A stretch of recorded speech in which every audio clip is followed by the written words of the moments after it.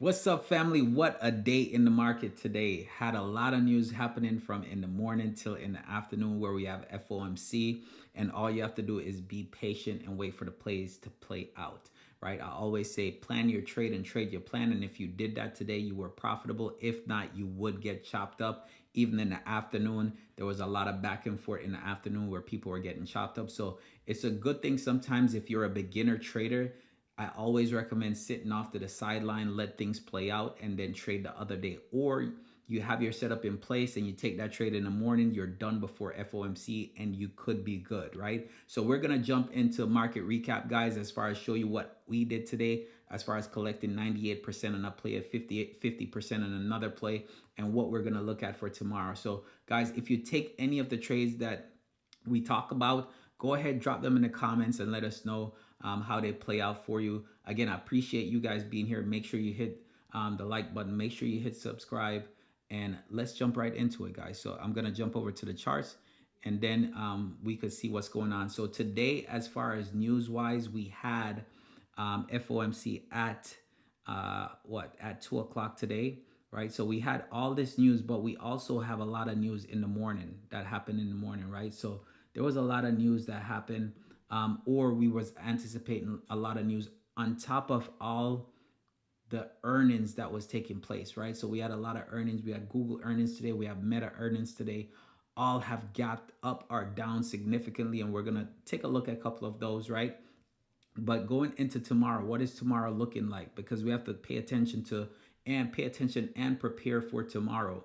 So with tomorrow, guys, we have news coming out tomorrow at 8:30. So we have a lot of important news that is going to have a shift on the market 8:30 tomorrow. So we have to pay attention to that.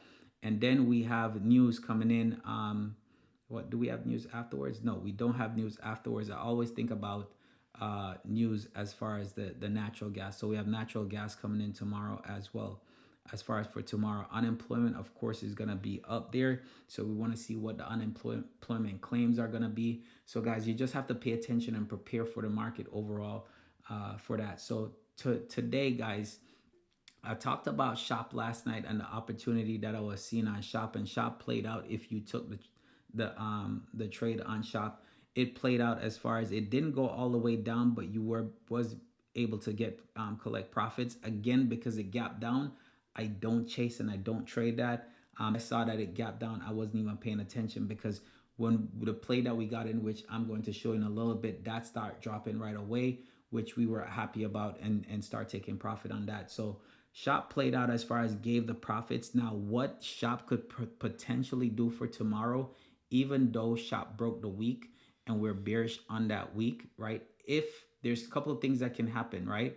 If the news is good tomorrow morning and we see that shift in the market, which we see that QQQ and SPY pushed up, right, to the upside. But what we're going to see is if the news is good tomorrow, we could see a gap back to the upside, which this will give us an opportunity to now go back up, reversing back up, right? Especially if we're above VWAP.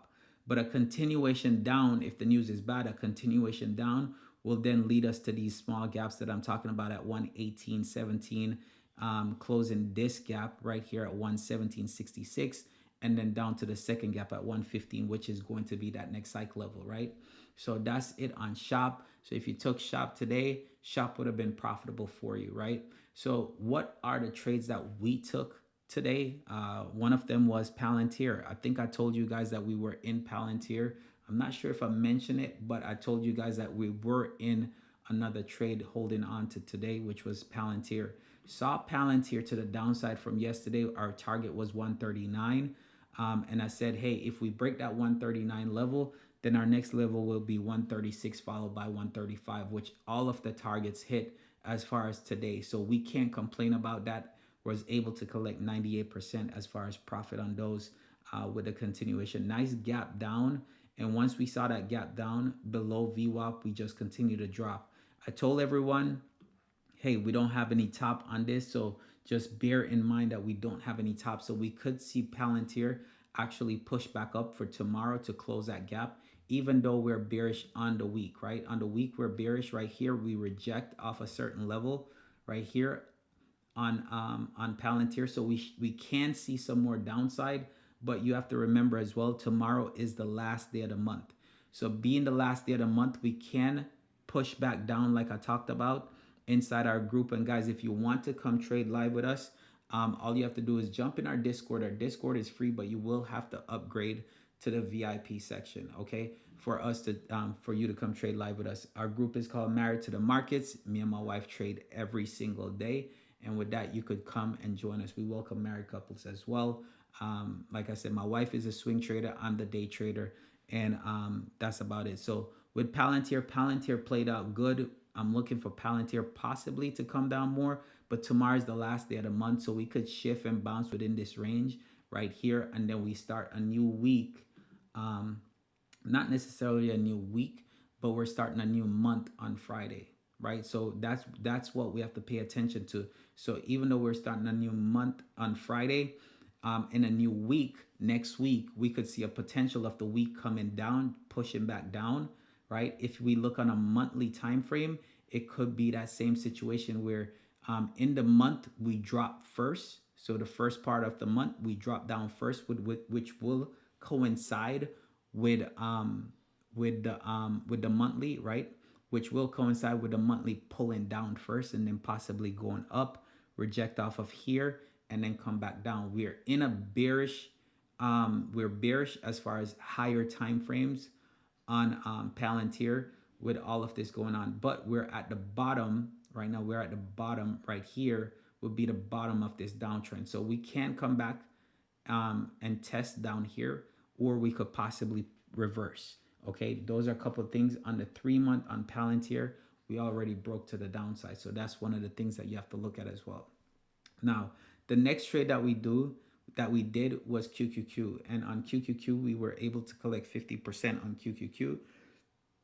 Really simple trade, I would say, going in. Waited for the day to show itself as far as the time frame. Saw this candle, form as far as the first candle, and then I told the group, hey, if we pop above our first 50-minute candle, being this bearish candle, if we pop above that, we will get the strength to continue up, and our first target will be that previous day high. And if we break that previous day high, then we're going to go to the gaps, right? The gaps is going to be right here. So if you look at the daily time frame, we have a gap that formed, and where is it? We had a gap that formed right from the previous day, right? We gapped down on this, and we have a gap right here. So the first target was the bottom of the gap, because this is the bottom of the gap. The second target was going to be the top of the gap. Okay, so the top of the gap being right here. We had a couple things that was happening. First, we have this whole gap that needs to be filled, but I told them as well. So this was the first target, which was the break of the day, right? Then we have right here, which was the low of the previous day right here. So this was second target, followed by our third target, which was going to be 164. We didn't hit 164, but we were able to collect profit as we go. Like I said, it's not about being greedy. It's about collecting profit, especially if you're trading 0 DTE contracts. You want to make sure that you're taking profit along the way, and you're not being greedy. Not every day is going to be a day where you get 100% or 200 or 1,000%. Sometimes it's all about creating consistency over time where you can take money out the market every single day. So once we saw the break of this 15-minute candle, my first target was day high, right, which is the bottom of the gap, and then this blue line right here, which was the previous day low, and then followed by the top of the gap, which we didn't hit. So once we break here, we was up, and you could see right here, but we pulled back, and I told everyone, I said, hey, if we break back the 15-minute low, that means that we're now going to be bearish again, and we're breaking the level where we're creating lower low on the 15-minute. So we saw the consolidation. Love the fact that we came down and used resistance as support.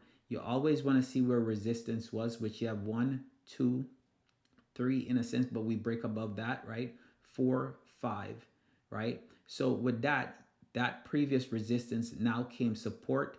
We bounced off of that, came back above VWAP, and then once we break above here, I was like, guys, all right, get ready. We're about to push, which we did push up to where we were able to get that 50% profit. So as you could see, entered the trade right here. I closed on this one right here, little over 20% on this right here. But in the group and with my wife traded a separate account. We collected 50% on those. So great trade overall. You could go in our Discord, guys. You'll see everything in there as far as people posting in Profit Flex, all that good stuff. So again, if you want to come trade live with us, you can by just going in our Discord. Plus, we have a lot of information and a lot of resources that's given out. If you're a beginner trader and you want to learn how to trade, we're also having a boot camp. You could just jump in our Discord to learn more about that. So what am I looking at as far as for tomorrow? There's certain opportunities that's presenting itself, but if you look at what's going on, we did talk about Google in our Discord as far as for swings, right? And Google is up right now, what, 30 something dollars, 20 something dollars, $23, right? So Google definitely paid off as far as the swings going into earnings, right?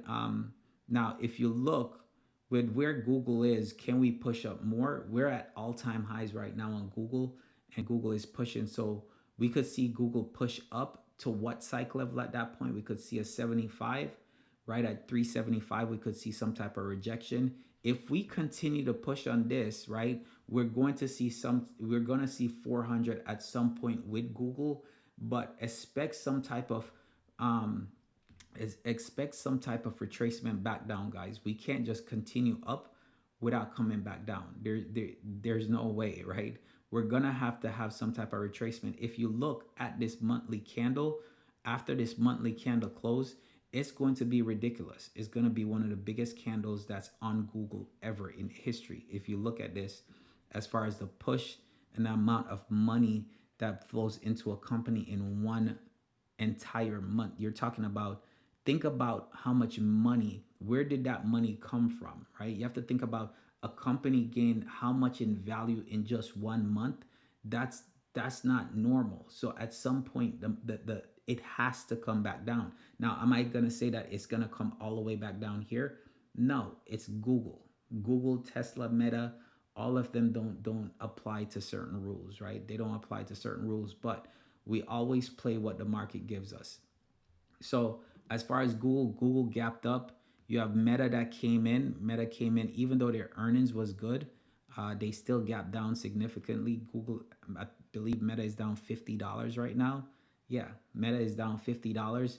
Amazon is up on earnings, which their earnings came in. I believe their earnings also came in good. So Amazon is up on earnings. One of the trades that I'm potentially probably going to look at tomorrow is going to be Microsoft. Microsoft had earnings today, but there's no move on Microsoft, which is a good thing. That means that if we shift on Microsoft early where it gives us a direction, we probably see that push. Now, I talk about Microsoft creating a bullish trend, right? We have downtrend that was happening, and then afterwards, we broke that high. We broke this level. We broke that high. We came back down, tested that high, right? We created that high as support. If you look right here, we created that high as support, right? So now we bounce off that and we're continuing up. One of the levels that I talk about that we have to go back to, regardless, we have to go back to is right here, which is the bottom of that gap. The bottom of the gap right there is 338, 438. That's the bottom of the gap. Where's the top of the gap? All the way up at right here at 480, okay? So that's the close of the gap. So we have to get up there eventually. So if you're talking about long-term play as far as, stock-wise, can we buy, or is this a situation where you can buy shares of the company knowing that you have a potential of getting at least a 15% return on your money? Then yes, that's something that you can do. Now, again, this is not financial advice. It's just my opinion. Do your own due diligence, but you get what I'm saying, right? With that, guys, what am I potentially looking at tomorrow? Microsoft, right? I talk about Shop as far as how Shop will probably react depending on the news that's coming out. There's a lot of news that's coming out. So even though we see earnings and how earnings pop up, those numbers don't have to stay where they're at tomorrow. Now, most likely some of them will stay, but based on news tomorrow, what news come in at, we can react to those as well. The numbers can change going into tomorrow. If you look at QQQ actually popped up, and QQQ popped up. Why? Right here, my computer's acting a little slow, guys. So QQQ popped up, and you still have that gap to fill at that 164 level, that 664 level on QQQ. So those are things that you have to pay attention to. Now, if the news come in good for tomorrow, if all those news come in tomorrow, all those report come in good for tomorrow, that we could see a potential gap up to where we gap up to all-time highs on QQQ, break above here and continue up. I wouldn't like that because then I would be chasing, versus now it's more of, if we're open a little bit flat or a little bit in this range, then we're looking for a possibility of breaking higher to go close that gap, or we could come down. So it's all depend on tomorrow how we open. We have to anticipate the news and then wait to see what the news does. SPY is the same thing. SPY has a better setup on it for a trade versus QQQ, right? So SPY have a better setup on it than QQQ. I'm definitely looking at SPY. Even though SPY right now is showing that it's gapped up, it's above that level that I would like for it to be below. I would like to see a break above that. But one of the things that we keep on seeing is we keep on seeing that rejection off of that level at 712. So opening above 712, if we see that pullback to now create what we've seen as 6 times that we've rejected this one area right here, and now we break above that and that becomes support and we continue up, now we could test all-time highs and continue into the week on Friday. So those are potential things that you could look at as far as trade, guys. Again, if you like what you've seen and if you take any of my trade ideas going into the next day, just drop them in the comments and let me know. Again, if you want to come trade live with us, it will be in the description as far as our Discord that you could come in and trade live with us. If you're looking for mentorship, one of the things that we focus on more than anything is consistency, clarity, and strategy, right? We want to make sure that you have the right strategy going in. You're not confused, but you have a plan in place when you're trading. There's nothing that you should be doing that you have to rush into a play. There's always an opportunity in the market, always an opportunity in the market. So with that, we don't chase trades. If a trade goes, it goes. It's another day in the market that you could sit back. No trade is a good day because you're not losing any money as well. So just remember that not every day you have to trade, but if the potential or the opportunity presents itself based on the setup, then you take that trade. So guys, hope you enjoyed this video. Again, hit subscribe. Make sure that you drop a like and let me know in the comments if you take any trades. But I'll see you guys tomorrow in the next episode of Market Recap. All right, guys, have a great night.